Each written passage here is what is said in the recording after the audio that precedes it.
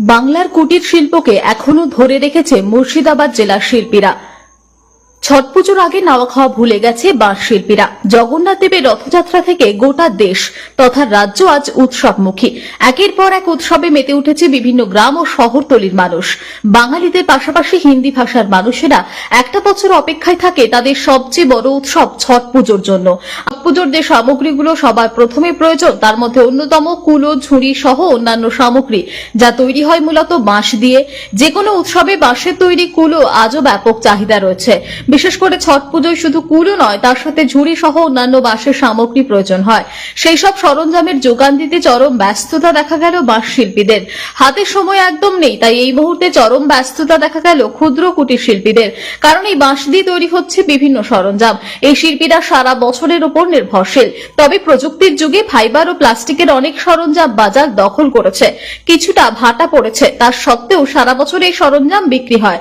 মুর্শিদাবাদ জেলা থেকে কল্যাণী শিল্পনগরীতে ছুটে এসেছেন পরিবার পরিজন নিয়ে। জানা যায় দীর্ঘ বেশ কয়েকটি বছর ধরে ছট পুজো উপলক্ষে কল্যাণী শহরে আসেন এবং কল্যাণী শহর সহ পার্শ্ববর্তী অঞ্চলে ছট পুজো হয়, সেই পুজোর সরঞ্জাম তৈরি করেন। তবে এই মানুষগুলো বাংলার কুটির শিল্পকে এখনো ধরে রেখেছে।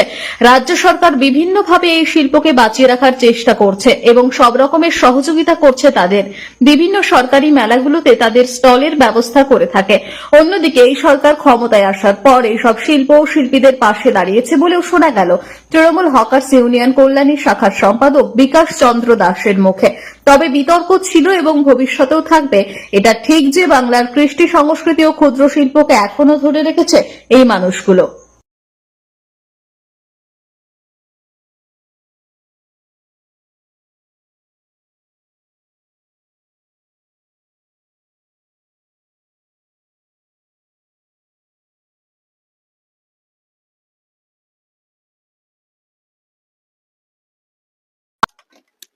বলছি দাদা, আপনারা এই বাঁশের উপরই সমস্ত কিছু তৈরি করেন? আমাদের এই বাঁশের ওপরই সংসার, ধরেন অসুখ জারি এই বাঁশের ওপরই। আমরা আর অন্য কাজ পারি না, এই হস্তশিল্পী ছাড়া আমরা আর পারি না। কি কি জিনিস তৈরি করেন এই বাঁশ? আমরা বাঁশের জিনিস, আপনার ফুলদানি, এটা আমার এখানে আছে কল্যাণীতে, যা ছেলেপিলে আছে আমারই না। আমাদের ইতি ধরেন আমাদের মনটা বসে গিয়েছে, আমাদের ইতি সংসার একবেলা সুখেও থাকি, মিথ্যে কথা বলি না। আমার নাম খোকন, আসি আপনার করা থেকে করে বেরিয়েছি। যাতায়াতের পথে সবসময় দেখি যাতে এদের কোনো রকম সমস্যা না হয়। ছোট ছোট বাচ্চা দেখছেন, ছোট ছোট বাচ্চা, তারপরে ধরুন বয়স্ক লোক, মহিলারাও এদের সঙ্গে রয়েছেন, যাতে এদের কোনো রকম অসুবিধা না হয়। তাতে রেল প্রশাসন তারাও সহযোগিতা করে এবং আমার আশপাশে যারা দোকানদার আছে তারা পূর্ণাঙ্গ সহযোগিতা এদেরকে করে। আমার নাম বিকাশ চন্দ্র দাস, কল্যাণী হকার্স ইউনিয়ন সম্পাদক।